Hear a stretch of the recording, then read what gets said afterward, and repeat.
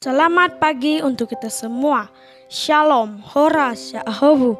Izinkan saya untuk memperkenalkan diri. Nama saya Dominikus Dandi Primus Draha.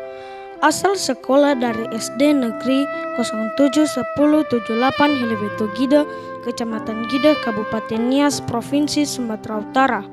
Sebagai peserta festival dan lomba FLS 2N tahun 2024 jenjang SD dan SMP. Hari ini saya akan membuat mainan kapal tradisional dari bahan bambu. Saya terinspirasi membuat karya ini karena mata pencarian sehari-hari daerah saya yakni mencari ikan di laut, menanam padi di sawah dan juga berkebun. Kami tinggal di pulau terkecil yakni Pulau Nias.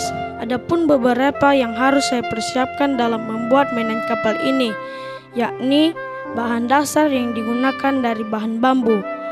Bahan pendukungnya yaitu lem, benang, garis, gunting, pulpen, cat, kuas, paku, lampu penerang, busa, dan lain-lain. Cara pengolahan bambu dibelah kecil-kecil seperti lidi. Mari kita saksikan bersama.